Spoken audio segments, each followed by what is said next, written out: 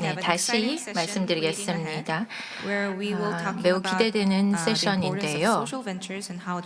소셜 벤처와 혁신적인 아이디어가 지속 가능한 성장과 소셜 임팩트에 어떻게 이어질 수 있는지 살펴보고자 합니다. 바로 사회적 혁신을 통한 지속 가능한 성장 세션인데요. 사회자는 이밀 연세대학교 경영학과 교수님이십니다. 큰 박수로 맞이해 주십시오. 안녕하십니까. 네, 반갑습니다. 저는 연세대학교 경영대학 교수이면서 연세대학교 BK 교육연구단 단장을 맡고 있는 임일입니다. 저희 이번 사회적 혁신을 통한 지속가능한 성장 세션에 오신 여러분들 환영합니다. 다들 잘 아시다시피 지속가능한 발전의 핵심 목표 중에서 지속가능한 성장이 굉장히 중요합니다. 그래서 지속가능한 성장의 주요 영역으로 이 세션에서는 사회적 혁신에 주목을 하고 이미 소셜 벤처 활동하고 계시는 분들하고 벤처 캐피탈리스트 분들을 모셔서 얘기를 나눠보도록 하겠습니다. 이런 사회적 혁신은 엔터프러너십의 동력으로서 연세대학교 경영대학 저희 BK 교육연구단에서도 굉장히 중요한 목표로서 지금 추진을 하고 있습니다. 그래서 그런 면에서 제 개인적으로도 이번 세션이 굉장히 의미가 있고 중요하다고 생각을 합니다. 자, 그러면 먼저 참가하시는 분들 소개를 드리도록 하겠습니다. 제가 있는 곳에서 가까운 거리 순서대로 소개를 드리자면 우선 소셜벤처 슈퍼빈의 김정빈 대표님 나오셨습니다.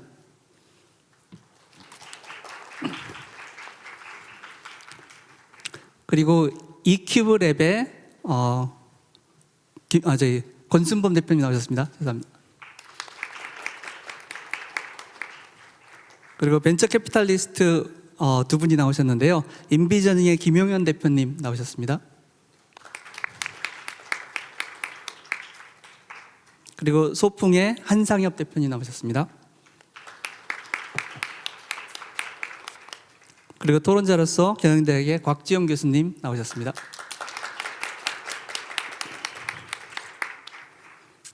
자, 그럼 우선 소셜벤처가 어떤 사업을 하는지 먼저 듣고 시작을 하는 게 좋을 것 같습니다. 우선 김정빈 대표님께서 슈퍼빈이 추진하는 사회적 혁신을 좀 소개해 주시고 어떻게 슈퍼빈이 자리를 잡게 됐는지 말씀을 부탁드리겠습니다. 여기 옆에 그거 좀 쳤어. 네, 안녕하십니까. 슈퍼빈의 대표이사 김정빈입니다. 슈퍼빈에 대한 간략한 소개를 통해서 이제 저희 회사가 추구하고 있는 사회적 혁신 그리고 이제 그런 것들에 대한 이제 사업 모델화를 이제 좀 말씀을 드리도록 하겠습니다. 슈퍼빈은 작년에 이제 안타깝게 수상을 하지는 못했지만 이제 그 환경 노벨상이라고 불리우는 The Earthshot Prize에 이제 한국 최초로 노미네이션이 돼서 이제 평가를 받았었고요. 로열 파운데이션, 그러니까 영국 왕립재단에서 이제 눈여겨본 부분이 과연 이제 폐기물에 대한 순환 경제의 실증적 사례가 나올 수 있는가, 이제 이런 부분에 대한 이제 고찰이 저희가 이제 그런 그 언어를 받기 위해서 이제 진행됐던 주요 주제이기도 했습니다. 사실 이제 뭐 간단하게만 말씀드리면 저희들이 많은 사회적 혁신을 이야기하지만 그 중에 이제 기후 위기 그리고 이제 다른 생물의 다양성에 대한 보존을 이제 빼놓고는 이야기할 수 없는데요. 이러한 것들이 이제 저희 부모님 세대랑은 좀 다르게 우리들 그리고 우리 미래 세대에게는 이제 뭐라 그럴까요? 생명과 직결되어 있는 우리의 이제 어떤 영속성에 이제 직결되어 있는 문제라고 저는 생각을 합니다. 그 중에서도 이제 산업혁명 이후에 무한히 확장될 수 있었을 거라고 생각하는 어떤 풍요로움, 편리함에 대한 이제 인간들이 만들어내는 수많은 부작용 중에 하나가 이제 생활 폐기물, 이제 이런 부분에 대한 이제 사회적 문제는 갈수록 커지게 됐고요. 탄소 중립 사회를 지향하는 전 세계적인 어떤 관점에서 봐도 지금의 우리 사회 구조가 가지고 있는 생산 구조 그리고 그 소비 구조는 탄소 중립 사회에서 과연 현재 모습에서 적절한 개선만으로도 가능할 것이냐, 이런 부분에 대해서는 이제 사회적인 거대한 변화를 받아들이지 않으면 탄소 제로 사회의 어떤 도래는 사실상 이제 불가능하다고 판단을 합니다.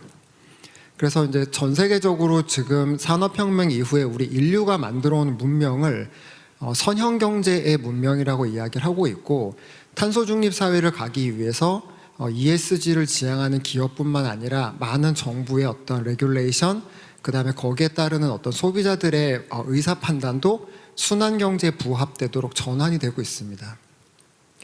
여러 가지 중요한 사례들이 많겠지만 이런 것들이 특정 국가의 어떤 규제, 법률, 제도에 의해서 만들어지는 것이 아니라 실제로는 산업이 먼저 움직이고 있다는 것도 굉장히 중요한데요. 유튜브에서 보실 수 있는 여러 가지 영상 중에 운동화는 사실상 이제 재활용이 어려움에도 불구하고 한 글로벌 브랜드가 만들어낸 잠깐 한 30초짜리 영상을 함께 보시겠습니다. I guess we talk about this internally as the beginning of the end of waste. This is the only shoe I know that you can put in a grinding machine and then you get the chance to be able to apply it back into another shoe. We're putting ourselves out there, we're being vulnerable. We don't have all the answers, but we can't wait for all the answers to unveil themselves. This could be the most disruptive product in the world, and everything should be built like this in the future. If we get off of plastic waste, then we win. We all win. 그러니까 이렇게 보시는 것처럼 이제 F&B 사업의 여러 가지 이제 생산품의 패키지를 만드는 글로벌 브랜드들, 여러 가지 이제 컨슈머 굿즈를 만드는 여러 가지 브랜드들의 회사들이 그동안의 선형 경제 기반의 생산 방식과 폐기 방식을 채택했던 것들을 순환 경제 방식으로 이제 전환하려는 이제 모색들을 하고 있고, 오히려 이제 정부의 규제나 여러 가지 사회적 기반들이 기업들의 움직임을 이제 지원하는 형태로 거대한 그 문명의 패러다임이 이제 전환이 일어나고 있습니다. 그러니까 이러한 부분을 이제 주목하는 것이 저희한테는 사실 첫 번째 어떤 소셜 벤처로서 사회적 혁신을 통한 사업 모델을 구상하는 데 가장 중요한 포인트였다고 저희는 생각하고 있고요. 그래서 이제 사업을 해야 되는 소셜 벤처 창업가로서는 그러면은 순환 경제 기반에서의 리사이클링은 선형 경제 기반의 리사이클링이랑 무엇이 달라야 되지? 여기서 저희의 문제 의식과 비즈니스 모델은 출발을 하게 됩니다. 그래서 이제 선형 경제 기반에서는 일단 폐기된 폐기물 중에서 재활용품을 걸러내고 그 걸러낸 재활용품을 잘 사용하는 게 목적이었다면, 순환 경제는 만들어진 제품들이 만들어진 생산자에게 그 폐기물들이 다시 사용되도록 만들어지는 사회 구조의 거대한 변화를 이끌고 있다는 데서 큰 차이점이 있습니다. 즉 생산자들이 당신들이 만들었던 생산품이 소비되고 난 다음에 폐기되는 단계에서 그걸 다시 가져가서 산업용 소재로 쓰기 위해서는 지금의 선형경제 기반에서의 재활용이랑은 다른 개념에서의 재활용의 정의, 그리고 사회적 어떤 정의와 그런 산업적 스펙의 정의가 필요했고요. 그런 부분에 이제 집중해서 저희 슈퍼비는 선형경제 기반의 저희의 생활 폐기물이 처리되는 프로세스가 메저러티라고 인정을 하더라도 순환경제 기반의 이제 폐기물의 어떤 구조가 필요하다고 판단을 했고, 거기에 맞는 각각의 이제 밸류 체인을 하나하나 이제 사업화하기 시작합니다. 그래서 저희들이 모은 폐기물을 궁극적으로 예를 들어서 플라스틱 같은 경우는 롯데케미컬, GS칼텍스, 그 다음에 SK종합화학이 저희의 폐기물을 사가지고 가서 석유를 대신해서 쓸 수 있는 그 정도의 퀄리파이드 된 어떤 폐기물을 선별 수집해서 제공할 수 있다면 이제 서큘러드 이코노미, 플라스틱 웨이스트를 갖고 만들어지는 산업이 이제 가능할 거라고 판단을 했고요. 그런 부분을 위해서 이제 선별 수집 단계가 기존에 저희가 그냥 윤리관에 의해서 폐기물을 버리고 재활용품을 구분하던 것이 아니라 실제로 산업이, 인더스트리가 사용하기를 원하는 산업적 스펙을 구분할 수 있는 디지털 정보 기반으로 저희들이 폐기물을 선별하기 시작합니다. 그렇게 폐기물을 선별하는 것들을 사람들에게 그 기계를 통해서 커뮤니케이션을 하면서 그런 폐기물들을 판매할 수 있는 시장의 기반을 제공하고, 실제로 산업들이 돈을 주고 사용하고 싶은 폐기물들을 사람들이 돈을 받고 팔 수 있는 어떤 자본주의 사회가 갖고 있는 시장의 구조를 넣음으로 인해서 정부, 환경부나 특정 기관의 어떤 제도나 법률 없이도 생활 속에서 발생되는 폐기물들을 산업으로 연결하는 기회를 저희가 보기 시작했습니다. 두 번째는 그렇게 모아진 폐기물들이 실제로 산업용 소재로 공급되는 서큘러드 이코노미의 어떤 루프를 따르기 위해서는 오염과 혼입을 방지해야 되는 또 다른 물류망이 필요한데 그게 현재 폐기물 시장에서는 불가능했고요. 그런 것들을 위해서 이제 벤처 캐피탈리스트들에게 투자를 받아서 전국에 저희가 그렇게 산업용으로 제공하고자 하는 폐기물들을 운반하고 적재할 수 있는 웨어하우스를 이제 전국적으로 구축하게 되었습니다. 그리고 마지막은 이제 진짜로 산업이 그걸 받아가기 위해서 마지막 완성고리를 만든 것이 폐기물의 가공 공장입니다. 그래서 저희가 지금 화성에 4,500평, 대지 4,500평에 건평 약 2,000평의 이제 폐기물 가공 공장을 직접 지었고 준공을 해서 현재 이제 작동 중입니다. 그래서 현재 저희가 수거한 로봇들이 수거한 폐기물들을 이 공장에서 이제 산업용 소재로 만들고 그렇게 만들어진 이제 산업용 소재들은 케미컬 회사들에게 공급이 되고 또는 이제 그런 것들이 글로벌로 수출이 되는 그런 제품까지 이제 만들어지고 있고 그거를 더 확장해서 이제 화학 회사들이랑 합작 회사를 통해서 폐기물을 기반으로 한 이제 화학 제품 소재를 만드는 데까지 이제 저희 사업 역할을 확대해 가고 있습니다. 그렇게 이제 사업이 어느 정도 정리가 되고 이게 안정화가 되면 저희가 이제 탄소 배출권을 발행할 수 있는 사업의 어떤 구조가 만들어진다고 판단을 하고 현재 이제 저희 사업 자체가 저감시키고 있는 탄소 배출의 저감량을 제3기관에 의뢰해서 이제 측정을 받고 있습니다. 이렇게 해서 이제 수법인은 폐기물이 단순히 재활용이나 이런 걸로 연결되는 그런 사회적 가치를 넘어서 어떤 인더스트리, 소재 산업들이 쓸 수 있는 소재를 공급할 수 있는 이제 디지털 정보 기반의 산업으로 이제 육성을 하기 위한 어떤 재정이 산업의 재정이 그리고 이제 거기에 따른 이제 밸류 체인을 이제 특화해 가면서 현재 사업을 만들어 오고 있습니다. 이러한 부분은 이제 저희 회사의 투자를 검토했었던 이제 이케아의 자회사인 투자 전문 회사에서도 전 세계적으로 서큘러드 이코노미에 전문화되어 있는 회사들을 발굴하고 이제 투자를 이제 모색을 하고 있고요. 이러한 것들이 결국은 이제 하나의 사회 혁신의 컨텐츠인 어떤 생물의 다양성 그리고 저희 이제 환경에 대한 지속 가능성을 담보로 할 수 있는 어떤 사회적인 역할론을 갖고 있는 사업으로 평가를 받게 되었습니다. 네, 여기까지 수법인의 이야기를 마치도록 하겠습니다. 감사합니다. 네, 김정민 대표님 감사합니다. 폐기물의 단순 수거에서 더 나아가서 완벽한 리사이클링을 통한 사회적 경제적 가치를 만들어야 한다는 게 굉장히 인상적인 것 같습니다.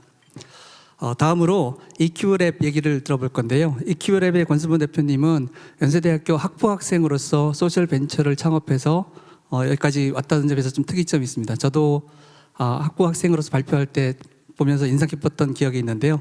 자, EQ랩의 권수문 대표님께 EQ랩의 사회적 혁신과 성장 스토리 얘기를 듣도록 하겠습니다. 예, 안녕하십니까. 저는 EQ랩 대표 권순범입니다. 사실 소셜 벤처가 쓰레기 관련 업종만 있는 건 아닐 텐데 어떻게 이제 저희가 같이 발표를 하게 돼서 들으신 분들이 쓰레기란 말을 너무 많이 들으실 것 같아서 미리 양해 말씀을 드리고요. 그리고 또 앞에 발표를 들으면서 정말 같은 섹터에 이제 비슷한 마음으로 이제 여러 가지 시도를 하고 있겠지만 굉장히 다른 어프로치다라는 생각이 들어서 그걸 왜 제가 이런 말을 하는지 이제 생각을 하시면서 보시면 더 재밌게 들으실 수 있을 것 같습니다. 저는 인사이트 베이스로 이런 어프로치보다는 사실은 학교를 다니면서 왜 이런 일을 갑자기 하게 됐나 이런 약간 시계열적으로 설명을 좀 드리겠습니다. 죄송합니다. 저희가 사실 쓰레기 수거 영역이라고 하면 도시가 굉장히 빠르게 발달하고 기술이 빠르게 변해도 그 혜택을 거의 받지 못하는 영역 중에 하나입니다. 잘 생각을 해보시면 뒷단에서 지금 말씀하신 그 뒷단 후처리단은 많이 혜택을 받는 영역이 있겠지만 쓰레기를 수거하는 제일 프론트 라인은 100년 전이나 지금이나 사실 크게 다르지 않습니다. 그래서 이런 부분이 굉장히 어떤 기술의 혜택에 영향을 많이 못 받고 있다라고 생각을 하고 있었고 그게 지구 어디를 가나 다양한 도시 프로젝트를 해봐도 비슷비슷합니다. 그래서 처음에는 저희가 여기 이제 좀 거창하게 이렇게 그림 도식화를 해놨지만 이제 시작은 태양광 압축 쓰레기통이라는 작은 프로젝트에서 시작을 해서 결국엔 이걸 어떻게 수거하고 효율적으로 수집 운반을 하게 함으로써 탄소 배출을 줄이고 그리고 그 수집 운반된 쓰레기를 어떻게 또 재활용하게 연결지을 것인가 이런 것들을 지자체 그리고 쓰레기를 수거하는 그 사기업들을 같이 동시에 쓸 수 있는 그런 관리 툴을 어떻게 제공을 할 것인가 하는 형태로 발전을 하게 된 회사입니다. 이렇게 말씀은 드렸지만 아까 그 교수님께서 소개해 주신 것처럼 사실 저는 신촌에서 학교를 다니면서 학부 3학년 시절에 이제 스타트업을 시작을 했습니다. 사실은 사업을 하려고 시작을 했던 건 아니고요. 그냥 신촌에서 그냥 흔히 조모임하고 술 먹고 친구들이랑 노는 그런 학생이었는데 이제 항상 익숙하실 것 같아요. 항상 그 가로변에 쓰레기가 넘쳐 있고 특히 밤 시간이 되면 이제 환경미화분들이 퇴근한 이후에는 거의 무조건 넘쳐 있습니다. 그런데 한번 넘치기 시작하면 이게 굉장히 빠르게 도로가 더러워지는 깨진 유리창의 법칙이라고 하죠. 그래서 그런 것들이 좀 넘치지만 않아도 이게 훨씬 항상 깨끗하게 유지가 될 텐데 이런 좀 가벼운 마음으로 어떻게 이걸 안 넘치게 만들 수 있을까 하는 아주 지엽적인 사실 그 과제에 좀 집착을 해서 저희가 시작을 했습니다. 좀 부끄럽지만 그래서 그냥 무작정 사실은 그냥 방학 때 창고를 하나 빌려가지고 재밌는 그 쓰레기를 안 넘치게 하는 쓰레기통을 한번 만들어 보자 해서 친구들끼리 같이 맨날 술 먹던 그 형들끼리 이제 시작을 했었고요. 다 이렇게 보이지만 연대 경영학과, 고대 경영학과 형들입니다. 사실 저희 다 경영학과라고 설명드리는 이유는 그 비전문가였고요. 저희끼리 사실은 재밌자고 시작한 겁니다. 그 재밌자고라는 포인트는 이 가로변에 쓰레기가 넘치는 거를 혹시 집에서도 쓰레기 막 넘치는 거 많이 보시나요? 그 보시기 힘드실 거예요. 보시면 안 되시고 그 보시기 힘든 이유는 보통 쓰레기 넘치려고 하면 손으로 누르거나 이게 발로 누르게 되잖아요. 그래서 가로변에 있는 쓰레기통은 아무도 그렇게 하지 않으니까 저희가 그냥 가로변에 항상 있으니까 이게 태양광으로 항상 충전을 해놓고 필요할 때마다 한 번씩 눌려주는 그 장치가 안에 들어있으면 어떨까 그런 그냥 아이디어 쓰레기통을 만들어 보면 재밌겠다 해서 이제 시작을 했습니다. 뭔가를 막 하는 과정인데 잘못된 걸 만들고 있는 첫 번째 순간이었고요. 이제 그렇게 하면서 재밌었어요. 사실 굉장히 재밌었고 조금씩 뭔가 저희 손으로 만들어 간다는 그 자체가 굉장히 즐거웠고 근데 하다 보니까 이게 정말 도움이 되는 건가? 저희가 되게 소셜 벤처로서 이게 사회적 기여를 해야겠다 이런 거보다도 저희끼리 재밌자고 시작을 했는데 정말 그 사회에 도움이 되는 프로덕트가 맞나? 이런 좀 완전히 역방향으로 가고 있죠. 그래서 그래도 좀 여쭤보자 해서 환경미화분들 많이 만나 뵙고 이걸 담당하시는 이제 공무원분들도 많이 만나 뵈면서 이게 좀 더 어떻게 가치가 있으려면 실제로 도움이 되려면 어떤 형태로 제공이 돼야 된다 이런 것들 피드백을 많이 받았고요. 그리고 이걸 하다 보니까 그게 한국에 가로변 쓰레기통이 많이 없더라고요. 이게 해외에 나가면 가로변 쓰레기통이 굉장히 많은데 쓰레기통을 많이 설치함으로써 길을 깨끗하게 만든다 이런 정책인데 한국은 쓰레기통을 없앰으로써 길을 깨끗하게 만드는 정책이거든요. 그래서 이거에 재밌게 만들어놨는데 이거를 해외에도 소개하면 좋겠다 이런 마음으로 이제 해외 전시회에 지원을 받아서 진행을 해봤었습니다. 사실 해외에서 훨씬 좋아하셨어요. 이게 땅덩어리가 좀 넓고 인건비가 더 비싸고 이 쓰레기 수거 동선이 긴 그런 나라들에서 훨씬 줄여질 수 있는 이제 폭이 크기 때문에 이제 뭐 미국이나 유럽이나 호주 이런 보통 흔히 저희가 웨스턴 컬처라고 말할 만한 그런 국가들에서 대부분 프로젝트들이 먼저 시작됐습니다. 그래서 저희는 한국에 이제 2011년도에 창업을 해서 지금 12년 차가 됐는데 한국에서는 거의 보기 힘드실 것 같고 에버랜드 가시면 다 깔려 있습니다. 그래서 사실 대부분 해외 프로젝트 위주로 진행이 되고 있고요. 다양한 국가, 다양한 도시 프로젝트를 해봤지만 말씀드린 것처럼 사실은 이제 인건비 좀 비싸고 땅덩어리가 넓어서 이런 쓰레기를 치우는데 사회적 비용이 많이 드는 곳 위주로 사업을 진행하고 있습니다. 근데 저희가 한계를 많이 느낀 거는 이 지구 여기 전 장표에 보시면 저희가 도시 기준으로는 현재 한 300개 도시 정도를 글로벌리 해봤어요.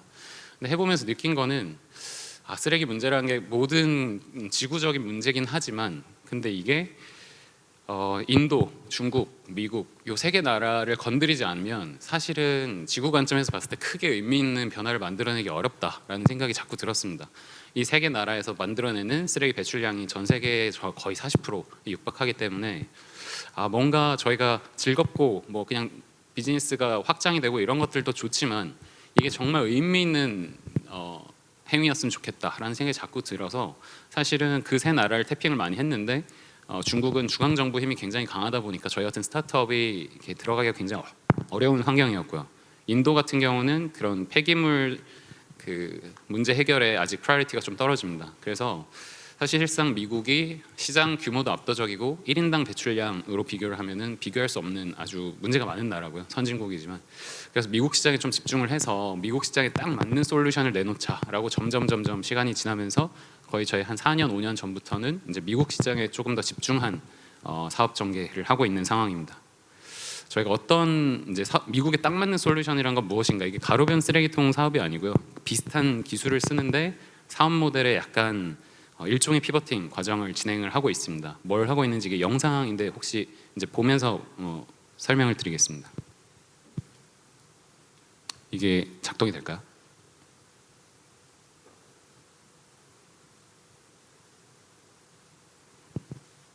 누르면 작동이 되나? Because waste is normally collected on a set schedule, waste bins are likely to be either overflowing or partially full.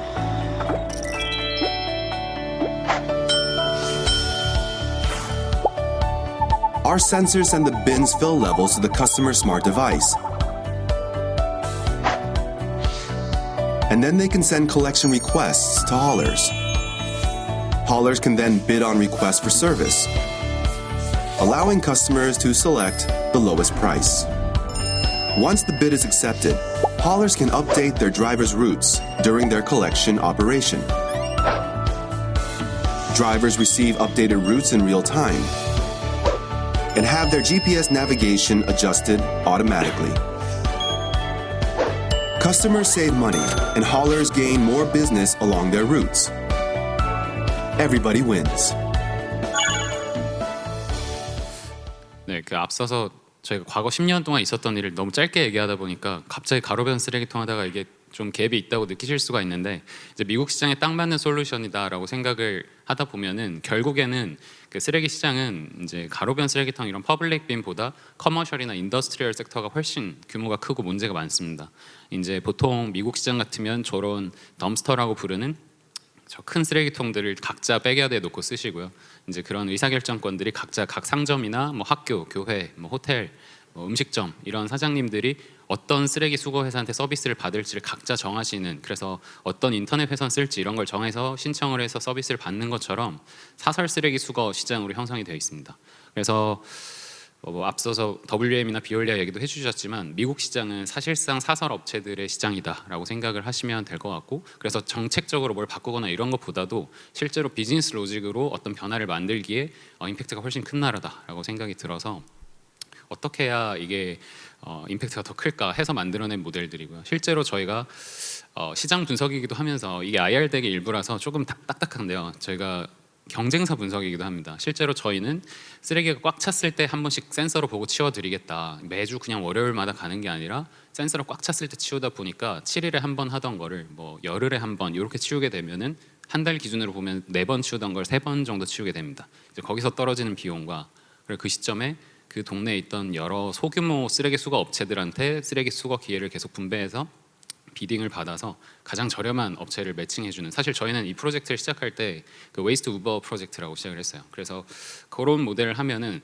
확률 무조건 상식적으로 쓰레기를 버리는 분들은 무조건 저렴하게 버리실 수가 있습니다. 불필요한 라우팅을 하지 않아도 되고 그때그때 가장 저렴한 쓰레기 수거 업체를 선정할 수 있기 때문에 그런 형태로 지금 진행을 하고 있고, 저희가 그렇게 하다 보니까 기존에 있던 쓰레기 수거 서비스를 받고자 하는 고객들은 굉장히 비싸게 쓰시고 있어요. 사실은 이제 그 업체들 요 3개 업체 빅3라고 부르는 상장사들한테 보통 서비스를 받고 계시고 보통 한 달에 한 300불에서 400불 정도 내고 서비스를 받으십니다.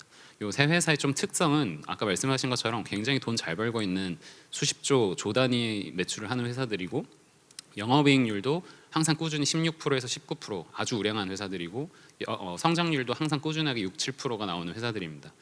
어떻게 이 전통 산업이 이렇게 꾸준하게 계속해서 성장을 하는 것인가, 어떻게 이렇게 높은 이익률을 확보해가면서 성장하는 것인가가 저희 사실 굉장히 궁금했는데 여러 가지 이유가 있겠지만 그 중에 꽤 큰 이유 중에 하나는 그 탑 이제 상장사들이다 보니까 탑 쉐어홀더 리스트들이 있어요. 누가 소유하고 있는지 다 까보면은 소유주들이 비슷합니다. 다 겹쳐요. 그래서 1, 2, 3등이 서로 마켓 쉐어가 합치면은 60% 정도 되는데 세 회사의 주인이 사실상 거의 동일하다. 그래서 세 회사가 서로 출혈 경쟁 없이 나란히 계속 매년 10% 정도씩 가격을 올리면서 시장 규모가 계속 커지고 있는 굉장히 특이한 시장이더라고요.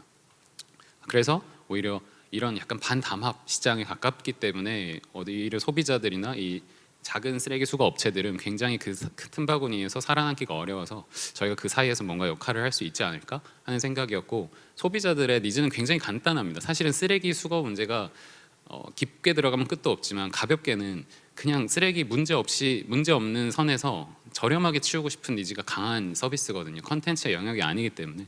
그래서 저희가 이걸 어떻게 싸게 만들어 줄 것인가를 그냥 깊이 고민하는 회사고요. 저희는 이제 그 과정에서 당연히 이제 사회적 비용이 줄어드는, 그래서 저희는 슈퍼비인과는 다르게 사실은 어떤 사회 문제를 엄청 깊게 이걸 해결하기 위한 분석, 구조 이런 걸 짰기보다는 사실은 굉장히 작은 문제에 집착을 하면서 조금씩 진짜 이 문제를 해결해 나가기 위해서, 혹은 진짜 돈을 더 의미 있게 비즈니스적으로 확장하기 위해서 어떻게 해야 될까, 이걸 고민하면서 지금 성장해 나가는 회사입니다.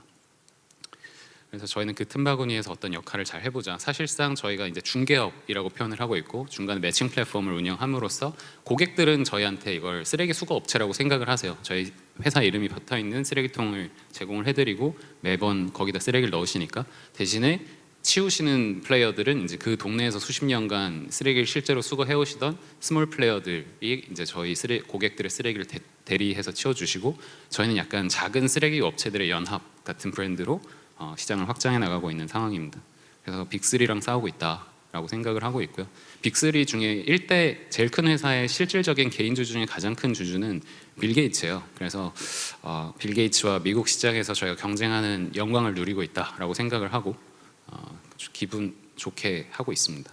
실제로 저희는 이 서비스 이제 시작한 지는 한 1년 반 정도 됐고, 텍사스 위주로 대충 한 3,500개 정도 사업장이 지금 서비스를 하고 있습니다. 거의 월 한 200개에서 300개 정도씩 지금 꾸준히 늘어나고 있어서 굉장히 고무적인 상황이라고 생각을 하고 있고, 실제로 저희가 어떻게 보면 항상 한 걸음 뒤에서 쓰레기 수거하는 회사들한테 이런 거 쓰세요, 이런 센서 쓰시고 소프트웨어 쓰면 좋아요 하고 이렇게 솔루션 프로바이더로서 이렇게 노력을 많이 해왔었는데, 과거 10년 동안 이제 그걸로 만들어낼 수 있는 임팩트라는 게 굉장히 작고 느리다. 굳이 저희 같은 걸 쓰지 않아도 이미 너무 프로핏이 좋은 마켓이다 보니까 강한 빠른 변화가 없었습니다. 그리고 굉장히 보수적인 시장이고, 그래서 어떻게 보면 저희가 조금 더 직접적으로 쓰레기 수거하는 플레이어로서 역할을 할 수 있게 해야 더 빠른 사회적 변화를 만들 수 있다라고 생각을 해서 변한 상태고요. 실제로 이게 저희 월간 지금 신규 고객들이 늘어나고 있는 차트고, 각 차트는 그 달의 월간 신규라서 빨간색이 누적 신규 차트라고 보시면 될 것 같습니다. 이게 저희가 IR 덱도 있고 굉장히 소프트하게 제가 왜 창업했는지 이런 발표하는 자리들이 뭐 조금 성격이 다를 것 같은데 어떤 걸 좋아하실지 몰라서 좀 다 같이 넣어놨어요. 그래서 온도 차이가 좀 납니다. 그래서 저희가 거의 마지막인데, 사실은 진짜 고민하는 영역은 아까 작은 업체들의 연합이라고 표현을 했지만, 큰 업체들은 굉장히 자체적인 시스템으로 비용을 굉장히 절약을 하거나 이제 쓸데없는 발걸음을 하지 않거나 이런 것들을 알아서 관리를 하는 시스템이 있으신데, 저희가 같이 일하시는 소규모 쓰레기 수거 업체들, 차량 5대 언더 이렇게 운영하시는 곳들은 그 관리 툴들이 굉장히 원시적입니다. 수기로 하시는 것들도 있고요, 아직도. 그래서 약간 퀄리티 있는 백오피스 시스템을 다 저희가 작은 업체들의 연합이라는 게 말뿐만이 아니라 실제로 저희가 제공하는 퀄리티 있는 백오피스 시스템을 같이 쓰면서 그 동네 작은 업체들도 사실 큰 업체와 다를 바 없이 굉장히 하이 퀄리티의 쓰레기 수거 서비스를 할 수 있게 저희가 도와드리면서, 그리고 조금 다른 고민은 소프트웨어적인 것 플러스, 저희는 사실 원래 아까 압축 쓰레기통 이런 걸 만들던 회사다 보니까 하드웨어적인 고민도 지속적으로 하고 있는데요. 지금 자율주행 시대가 오면서 한 2, 3년 뒤부터는 이게 상용화된다라고 생각을 하고 있는데, 자율주행에 가장 혜택을 많이 받는 섹터가 그 로지스틱스 인더스트리입니다. 근데 쓰레기 수거 영역도 사실은 웨이스트 로지스틱스 인더스트리예요. 그래서 조금 차이가 있다면 여기서 시작해서 여기까지 그냥 한 번만 가면 되는 게 아니라 그 사이에 지점들을 들러서 쓰레기를 들어 올려야 되는 액션이 필요하다 보니까, 그냥 자율주행 회사들이 이제 자율주행 차량을 제공을 해줘도 혜택을 얻기가 좀 어렵습니다. 그대로 적용하기가. 그래서 지금 저희가 하는 행위는, 기술 개발 포인트는 이제 자율주행 회사가 그 쓰레기통 근처까지 적당히 데려다 주면은 저희는 쓰레기통에도 센서가 있으니까 이 로봇 청소기와 로봇 청소기 스테이션처럼 이 두 상호작용을 해서 정확하게 도킹을 해서 쓰레기를 치우고 내려놓고 그 다음에 다시 제어권을 자율주행 차량한테 주면은 2번으로 데려다 주는, 그래서 쓰레기 수거하는 그 프로세스 전체를 완전한 자율주행으로 만들 수 있는 요소 기술을 확보하자 해서 이런 자체적인 하드웨어적인 R&D도 진행을 하고 있습니다. 사실 이런 것들이 다 쓰레기 수거 가장 프론트 라인이 굉장히 100년 전이나 지금이나 다를 바 없다고 말씀드린 것처럼 비효율도 굉장히 많고 요즘 개발되는 기술의 혜택을 많이 못 받고 있는 영역들 중에 하나인데 저희가 그런 것들을 다 직접 다 개발한다기보다는 그런 성숙된 새로운 기술들을 다양한 게 딱 이 시장에 필요한 형태로 조합을 해서 제공을 했을 때 얼마나 큰 변화를 만들어낼 수 있을까 이런 것들을 그리고 가장 그게 의미 있는 시장에서 임플리케이션을 좀 찾고 싶어서 시도를 하고 있는 상황입니다. 그리고 조금 소셜한 얘기가 많이 없어서 저희가 이제 가장 저희끼리 느끼는 가장 소셜한 부분은 사실 다른 것보다는 좀 부끄럽지만 저희 고객들 중에 쓰레기 이제 식당보다 가장 한국 사람들이 저희 이제 모델을 들으면 식당 고객이 가장 많을 것 같다라고 하시지만 식당보다 오토 고객이 많으세요. 오토라고 하면 보통 카센터라고 말씀드리는데 실제로 저희 지금 카센터 고객이 대충 한 700개, 800개 정도 되는 상황입니다. 근데 뭐가 문제가 있냐면 이 카센터 오토 고객들은 폐타이어를 많이 이제 쓰레기통에 그냥 버리시거든요, 미국 시장에서. 근데 그게 매립장에 가져가면은 이제 환경 문제 이런 것 때문에 반입 거부당하고 이러면 이제 트러블이 중간에 생기고 자꾸 이런 문제가 생겨서 저희가 저희 오토 고객들의 폐타이어를 따로 모아서 이걸 슈레딩해서 판매를 하자, 묻을 게 아니라. 그래서 사실 저희는 이거를 고객들의 불편을 좀 해소하기 위해서 그러니까 폐타이어 슈레딩 센터를 운영할 계획을 가지고 처음 시작한 건데 고객들 폐타이어가 너무 많이 나오는 거예요. 일주일에 거의 수천 개씩 나오니까 이럴 거면 슈레딩해서 묻을 게 아니라 팔자. 이걸 저희도 새로운 수익 모델로 조금 바꾸고 고객들은 타이어를 쓰레기통에 안 넣어도 되니까 공간이 더 생겨서 더 싸지죠, 서비스 피가. 그러면은 더 충성도가 생긴다 이렇게 생각을 해서 실제로 저희가 이제 타이어 센터를 이제 올해부터 운영을 할 생각인데 요거는 이제 하나의 예고요.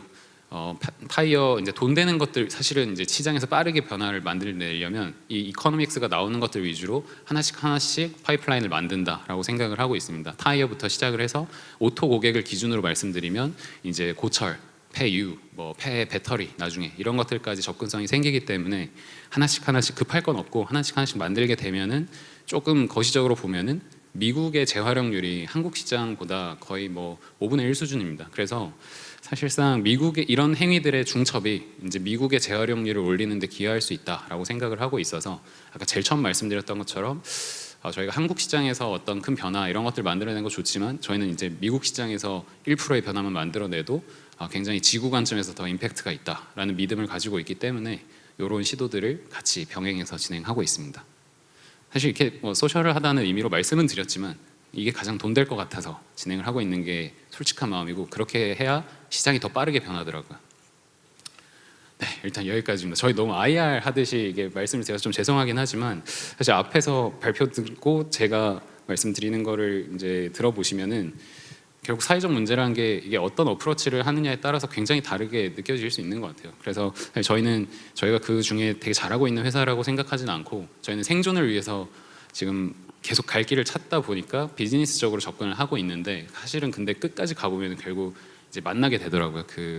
어떻게 처음부터 탑다운으로 이걸 설계를 해서 들어오나 결국에는 해결책 이제 나아갈 길은 동일하다라는 생각이 많이 들어서 지금도 많이 배우면서 진행을 하고 있습니다. 네, 일단 여기까지 하겠습니다. 네, 감사합니다. 이상으로 성공적인 소셜 벤처 두 회사 얘기를 들어봤고요. 토론을 좀 해보도록 하겠습니다. 제 생각에 소셜 벤처는 좀 독특한 성격을 갖고 있는데요. 사회적 가치를 만들어내는 게 주 목적이긴 하지만 또 소셜 벤처 자체가 기업이기 때문에 기업으로서의 가치도 만들어내야 되는 그런 이슈가 있는 것 같습니다. 그리고 기업의 가치는 벤처 캐피탈리스트 분들이 가장 잘 알고 계실 텐데요. 이 자리에 나와주신 벤처 캐피탈리스트 두 분한테 사회적 기업의 가치 평가를 할 때 어떤 점을 중점적으로 보시는지, 그다음에 또 사회적 혁신이라는 사회적 소셜 벤처의 특징적인 것들은 어느 방향으로 나가야 될지에 대해서 한번 의견을 들어보도록 하겠습니다. 인비저닝의 김영원 대표님 먼저 말씀해 주시겠습니까?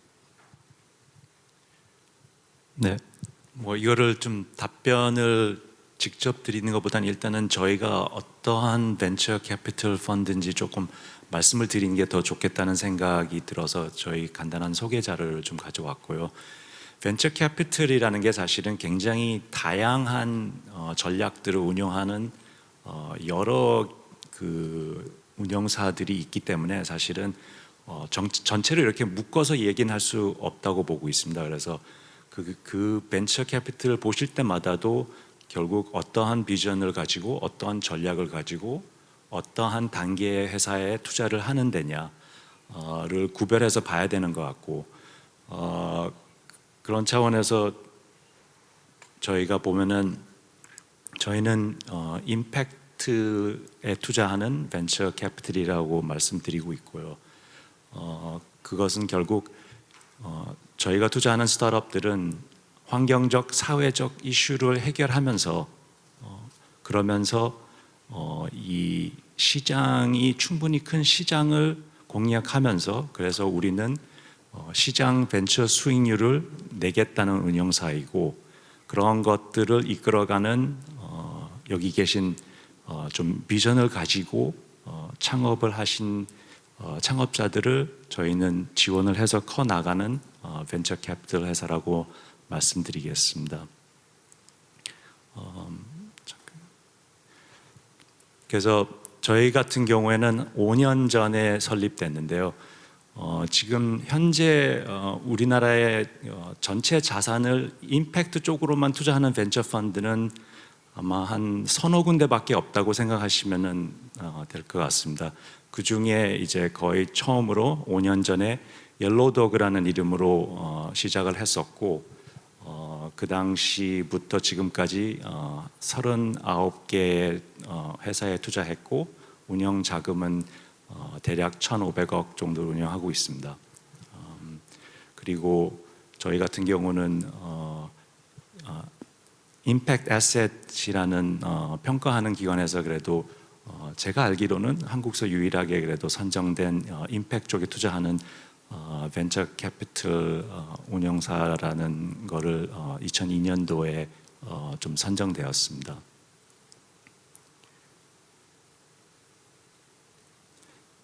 그래서 아까 약간 순서가 잘못됐나 헷갈렸는데 그래서 결국은 그러면 임팩트를 투자하는 게 무엇이냐 봤을 때는 결국 저희는 회사가 성장하는 그 비즈니스 모델이랑 임팩트가 창출되는 것이 뭔가 같이 맞물려서 돌아가는 회사를 찾고 있습니다. 그래서 당연히 뭐 모든 회사가 그 좋은 베네핏을 줄 수 있는 부분들이 있다고 생각하고 있습니다만 그게 하나의 뭐 사이드 베네핏이 아니라 실제로 그 회사 비즈니스 모델하고 이 임팩트가 같이 맞물려서 공진성을 갖고 돌아가는 회사들을 찾고 있다는 점을 강조하고 싶고요. 그러면서 결국은 저희는 이러한 비즈니스 기회 스타트업들을 발굴해내는 거를 갖다가 환경적, 사회적 그 렌즈를 통해서 좀 다른 벤처 펀드들보다 좀 더 일찍 잘 발굴하고 그리고 저희가 믿는 거는 결국 환경적, 사회적 큰 이슈들을 잘 해결하는 회사들은 결국은 좋은 비즈니스라고 생각합니다. 그래서 아까 말씀드린 대로 절대 시장 수익률을 저희는 맞추면서 하겠다는 게 중요한 차이인 것 같습니다. 그래서 지금 저희는 4가지 영역에 나눠서 투자를 하고 있습니다. 기후, 웰너스, 교육, 그리고 미래의 노동. 그리고 여기 보시면은 저희가 그동안 투자해왔던 회사들 로고를 좀 붙였습니다. 간단히 보시면 어쨌든 기후 쪽에 가장 많이 투자를 하고 있다는 게 조금 보이실 것 같습니다.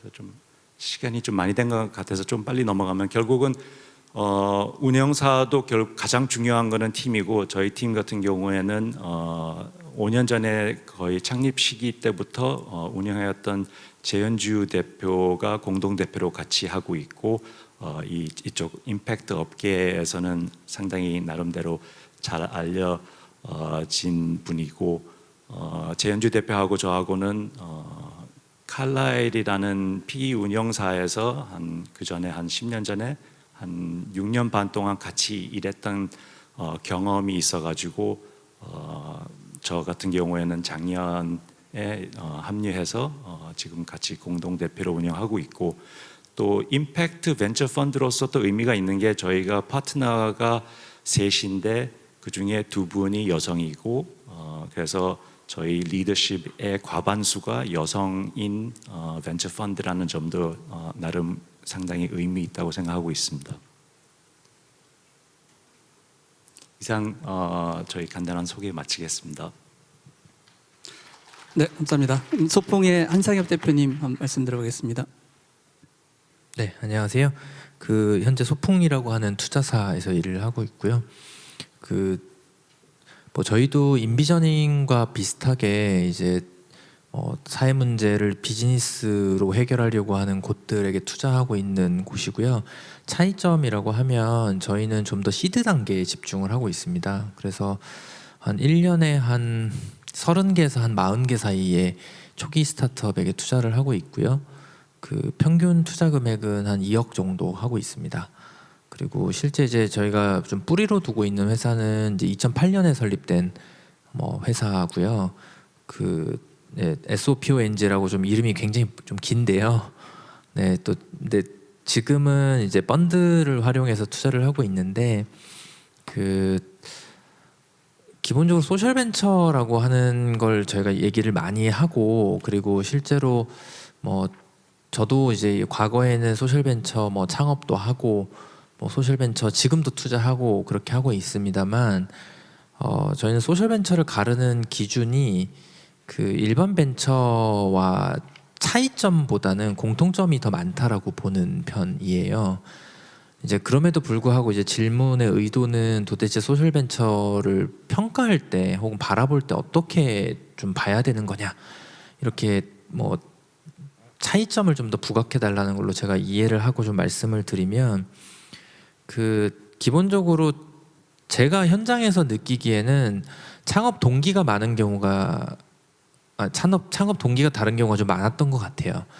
이게 기본적으로 대부분의 창업자들은 문제 해결을 하려고 하는 건데, 도대체 그 문제를 왜 해결하려고 하는 거냐에 있어서 이걸 어떤 창업자는 돈만 보고 창업을 했다거나, 어떤 창업자는 정말 사회를 혹은 어떤 피해자나 고통을 받고 있는 사람들을 위해서 혹은 이 환경을 위해서 100% 창업했다거나, 이렇게 구분하는 것 자체가 불가능하다고 생각은 갖고 있으나, 무엇이 좀 더 강력한 동기로 발현되는가를 봤을 때는 조금 더 이제 사회적 가치에 포커스를 맞추게 되는 것 같고요.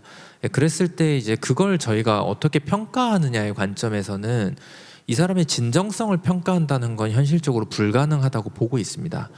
그렇다면 반대로 진정성을 갖고 있을 때 발현되는 것이 무엇인가를 더 중요하게 보는데요.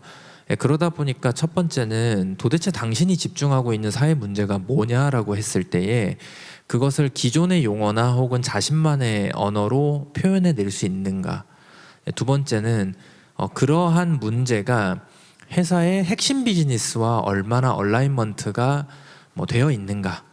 그리고 끝으로는 그것을 어떻게 측정하거나 평가하려고 하는가 등으로 좀 구분해서 볼 수밖에 없는 것 같아요. 그래서 그런 관점에서 저희는 창업자에게 물어봐요. 당신은 사회 문제 해결하려고 창업을 하셨어요? 아니면 혹은 당신은 사회적 기업가입니까? 라고 물어보고 창업자가 네 그러면 그렇군요 하고 믿습니다. 네, 일단 믿고요. 네, 그 다음으로 도대체 무슨 문제를, 그리고 그게 핵심 비즈니스랑 어떻게 연결돼 있고 그거 측정 평가하기 위한 KPI를 보유를 어떻게 하고 계시죠? 라고 하는 걸 많이 물어보고요. 근데 실제 투자 결정을 할 때 중요한 것은 이걸 기업으로 하겠다라고 하는 건 비즈니스 모델 내지는 시장에서 평가를 받겠다라는 것이기 때문에 과연 이제 해결하려고 하는 문제가 다른 문제에 비해서 더 시급하거나 혹은 시장 내에서 해결할 수 있는 것이거나 혹은 규모 있게 해결이 가능하기 때문에 비즈니스로도 지속 가능성과 성장성을 모두 담보할 수 있거나, 이런 걸 실제 투자 결정을 할 때는 좀 중요하게 볼 수밖에 없는 것 같고요. 이거 이외에도 일반 벤처랑 공통점은 훨씬 더 크다고 보고 있습니다. 전문성이라거나 혹은 실행력이라거나 혹은 문제 해결 역량이라거나 이런 것들을 가지고 생각하면서 투자하고 있습니다. 네, 감사합니다. 자, 제가 두 번째 드릴 질문은 앞에 질문과 조금 관련이 있긴 한데요. 사실 소셜 벤처가 벤처로서 비즈니스 모델이 굉장히 중요하다고 생각을 합니다. 근데 아까도 말씀드렸듯이 소셜과 벤처라는 두 가지를 동시에 추구해야 되는 소셜 벤처로서 비즈니스 모델에서 중요한 게 무엇이고 일반 벤처와의 비즈니스 모델과 다른 점은 어떤 것인지 이런 거에 대해서 한번 여쭤보겠습니다. 모든 분들의 의견을 들었으면 좋겠지만 시간이 너무나 빨리 간 관계로 소셜 벤처의 그 김정빈 대표님께 소셜 벤처 대표로 질문을 드리고요. 네, 벤처 캐피탈 쪽에서는 김영현 대표님의 의견을 한번 들어보도록 하겠습니다. 네, 그러니까 소셜 벤처라고 이제 생각을 하면 아까 이제 우리 한상엽 대표님이 되게 중요한 얘기를 해주셨는데 실제로는 벤처라고 보셔야 돼요. 그러니까 이제 소셜 벤처가 비즈니스 모델을 만드는 방식이나 벤처가 비즈니스 모델을 만드는 방식은 다르지 않습니다. 단지 그 비즈니스 모델을 이제 자본주의 시장에서 판매를 하는 거거든요.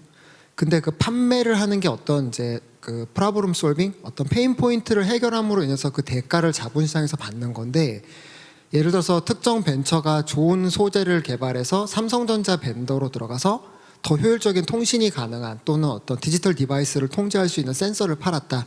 그것도 이제 삼성전자의 어떤 페인 포인트를 풀어낸 거죠.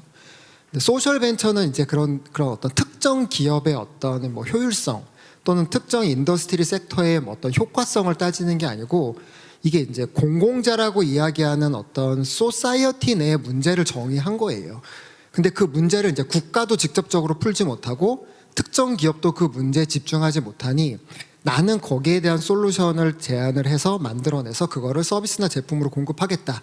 그러면은 이제 그거에 대한 가치 평가, 즉 비즈니스 모델이 돌 수 있는 거 없는 거에 대한 평가는 자본주의 시장에서 합니다. 그거를 구매하고 거기에 맞는 응당의 대가를 지불할 것이냐 말 것이냐를 평가를 받으셔야 되는 거죠.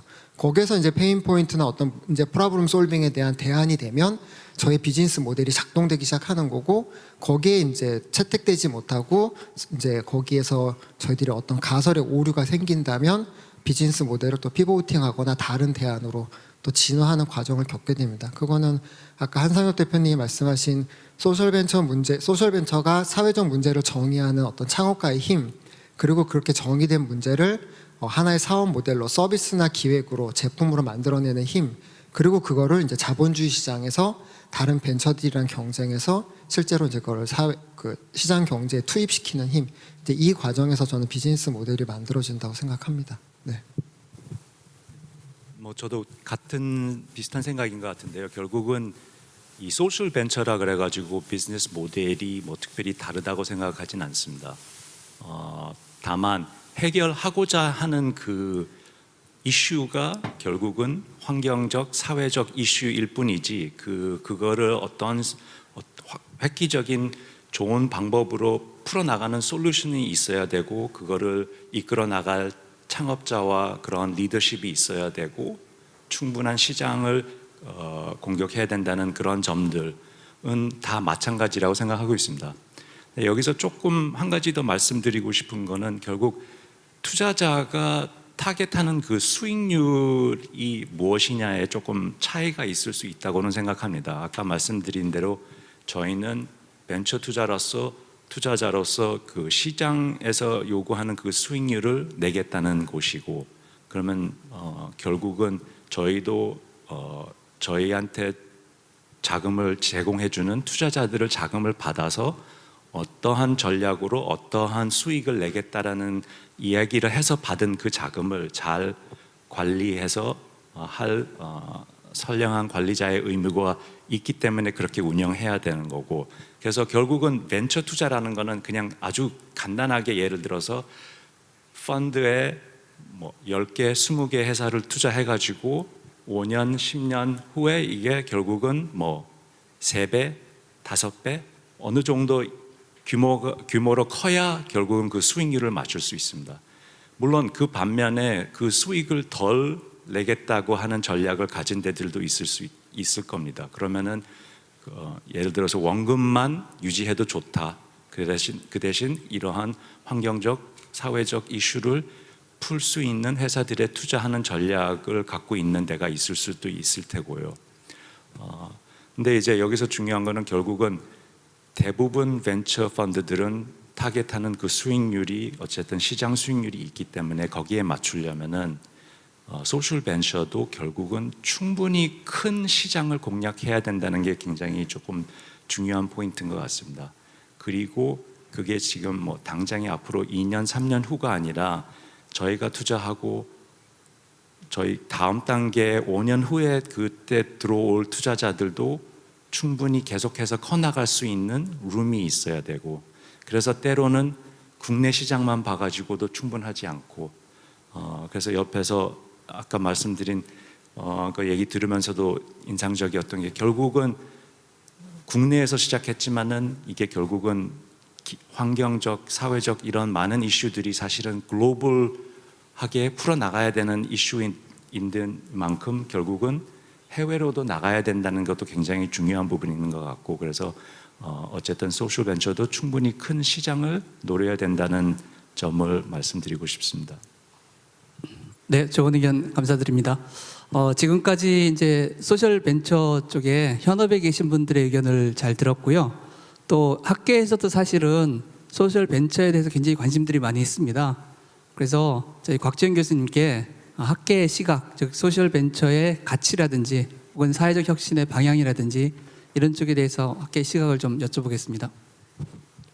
네, 안녕하세요. 곽주영입니다. 제가 이 GIF 프로그래머입니다. 그런데 오늘 이 세션 말고도 다른 세션을 기획했었는데 제가 개인적으로 이 세션에 굉장히 큰 애착이 있어서 오늘 제가 작은 포션이나마 컨트리뷰션 하려고 나왔습니다. 전공이 국제경영이라서 뭐 오픈 이노베이션, 뭐 글로벌 R&D 협력 이런 거를 굉장히 많이 강의를 하고 있는데 지난 한 1년 동안 그러니까 기존 칼럼에 기고했던 내용 중에서 굉장히 이제 제 학계 동료들로부터 이거 진짜 공감한다라는 말을 들었던 부분이 제가 쓴 어떤 한 문장이었던 것 같은데, 그게 보통 벤처들은 이제 신기술이 있고 그 신기술의 어떤 기술적인 어떤 우월성이 입증되어서 어떻게 보면은 이제 상업화가 되고 이제 돈을 많이 벌잖아요.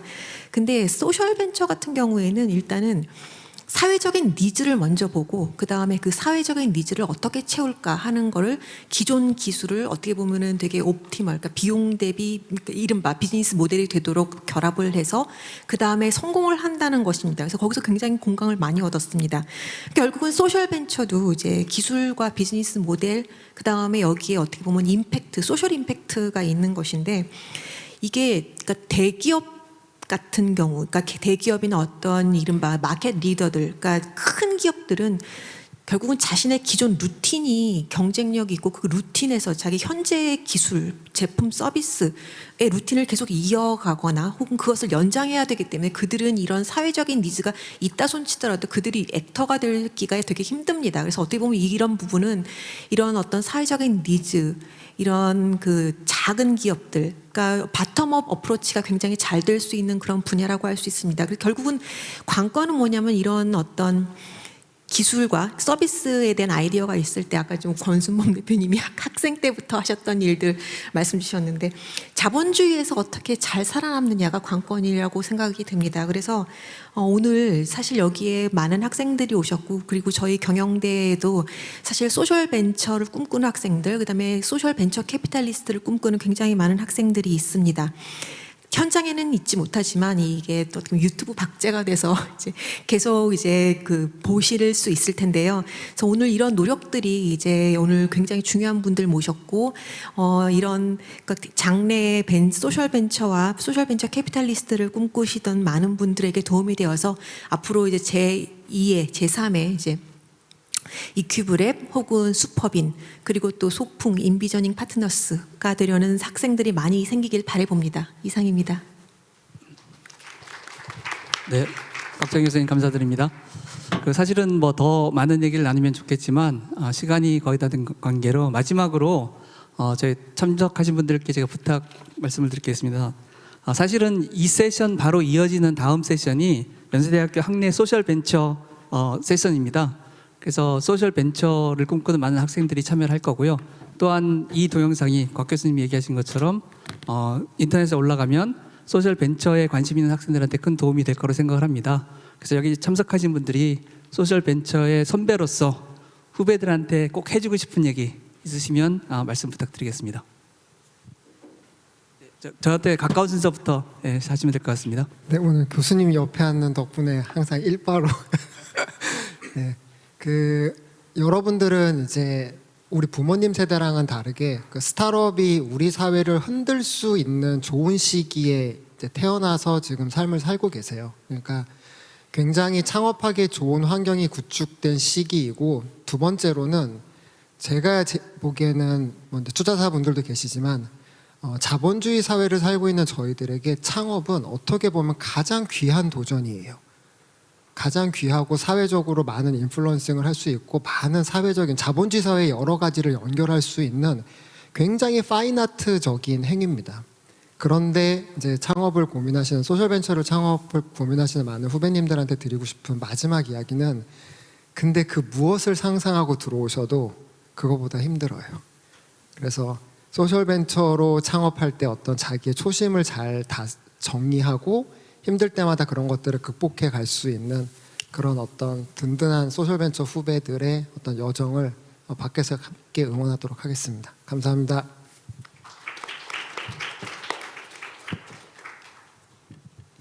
네, 저도 짧게 말씀드리겠습니다. 저는 그 학교 다니면서 창업을 해서 학부를 10년을 다녔는데요. 굉장히 자랑스럽게 생각하고 있습니다. 송도도 다녀봤고, 그래서 굉장히 애착이 많은데, 특히 학교 다니면서 창업하시려는, 혹은 학부를 졸업하자마자 그냥 바로 다른 사회 경험 없이 하시려는 분들이 특히 더 뭐랄까 애착이 간다고 해야 되나요? 좀 걱정이 많이 되고, 제가 옛날 생각이 나서 그런 관점에서 많은 얘기들이 흔히 있는 것 같아요. 이게 학생 창업이라는 게 굉장히 괜찮은 거냐, 이게 추천할 만한 일인 거냐라는 측면에서 굉장히 왈가왈부 정답은 없는 것 같고요. 그리고 거기에다가 지금 소셜 벤처라는 키워드를 더 얹어야 되니까 난이도가 더 올라가지 않나라는 생각이 들어서 더 걱정스럽긴 합니다, 사실. 그래서 굉장히 추천하고 굉장히 즐거운 일이고 막 무조건 해봤으면 좋겠고라는 말은 절대 못할 것 같고요. 대신 좋은 얘기, 그러니까 추천하는 사이드 얘기를 하자면, 사실 말씀하신 것처럼 안 해볼 이유가 있나? 라는 생각을 많이 해봤어요. 결국 살면서 언젠가 저는 창업한다는 생각을 하고 있었거든요. 이게 회사를 다니든 나중에 언젠가 나이가 들어서든. 근데 학생일 때 가장 자유롭다고 생각을 했어요. 이게 처자식 있는 것도 아니고 뭔가 이뤄놓은 것도 없고, 그렇기 때문에 더 순수하게 제가 하고 싶은 거를 그냥 해볼 수 있는 시기라고 생각을 해가지고 해봤었기 때문에, 이제 그걸 얼마나 잘 하느냐는 다른 문제지만 그 환경 자체는 동의하실 것 같습니다. 그래서 그런 부분에서 굉장히 도전을 해보면 즐겁다라는 거에는 이견이 없고요. 그리고 이제 집중할 거는 사실 소셜 벤처든 학생 창업이든 떠나서 이제 자본주의 시장에서 비즈니스 모델로, 이게 스타트업으로서 회사로서 어떻게 인정받고 살아남아서 성장을 할 것인가는 완전히 다른, 이제 시장에 나가면 학생이라고 봐주지 않고 소셜 벤처라고 뭐 별로 봐주지 않거든요. 그런 거는 그냥 잠깐이고요. 진짜 1분이고 나머지는 정말 냉정하게 평가를 받기 때문에, 사실은 그쪽에 굉장히 더 집중을 해가지고 어떤 관점에서는 너무 소셜한 거에 매몰되다 보면은 진짜 생존하지 못하면 사실 의미가 없습니다. 서스테이너블한 임팩트를 계속 만들어낼 수 없게 되는 거기 때문에, 사실 굳이 약간 헷갈린다고 하면은 오히려 시작은 소셜 벤처 그 가치를 알고 있고 그게 기저에 있는 걸 알고 있기 때문에 오히려 더 비즈니스 로직에 더 집중하시는 게 생존율을 더 높이고 더 큰 임팩트를 만들어낼 수 있는 길이다라고 생각을 하고 있기 때문에 더 뭔가 혜택을 받고 뭔가 누가 양해를 해주고 이럴 걸 전혀 기대하지 마시고 그냥 완전 냉정하게 그냥 뛰어들어서 한번 해보자. 그게 철저하게 자본시장에 뛰어들어서 뭔가 큰 변화를 만들어 내보고 싶다. 이렇게 시작하시는 게 상처받지 않고 더 큰 성공을 이루실 수 있지 않나 생각합니다. 네, 응원합니다. 그래도.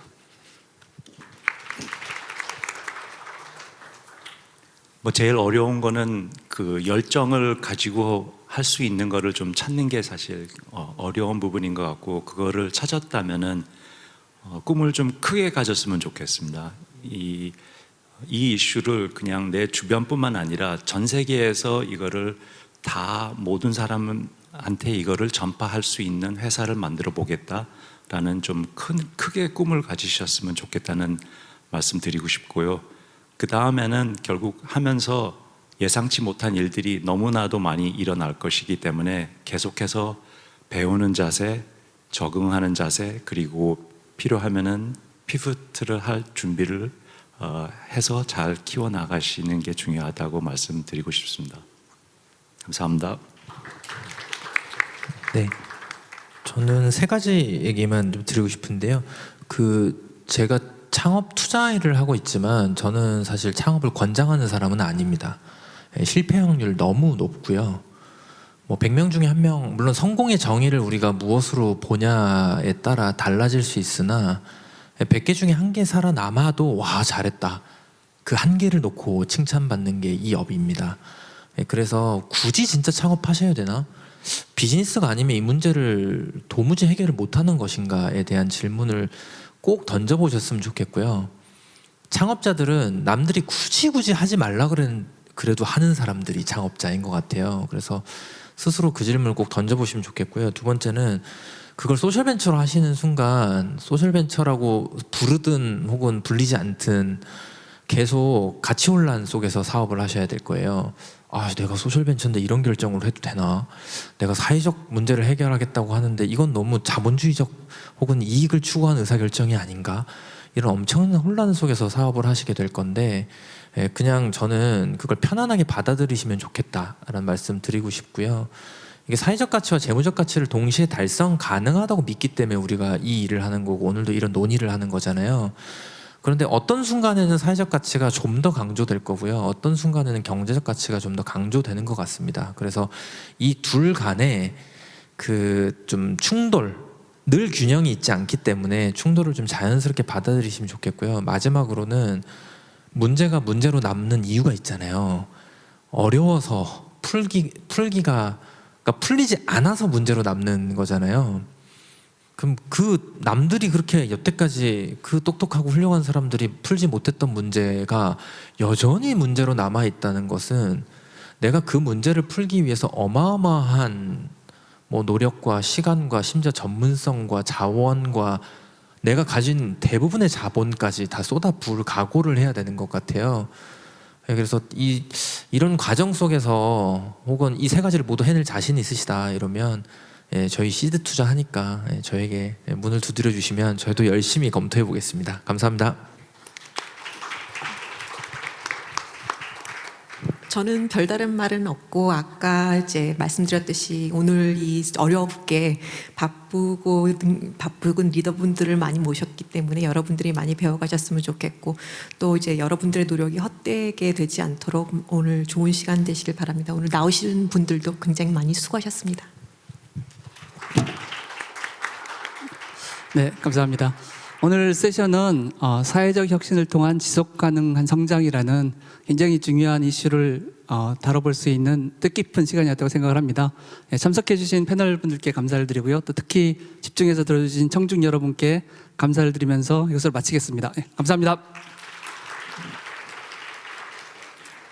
Thank you very much, Professor Lim. 네, 감사합니다. 임 교수님 또 패널 여러분 감사합니다. 공공정책학자로서 저도 이 프라이빗 섹터도 업계가 어떻게 소셜 임팩트 그리고 지속 가능성을 위해서 노력하는지 들을 수 있게 되어서 기쁘게 생각했습니다. 임 교수님께서 말씀을 하신 대로 또 흥미진진한 세션이 마련되어 있기 때문에 함께해 주실 것을 부탁드리고 15분 뒤에 뵙겠습니다.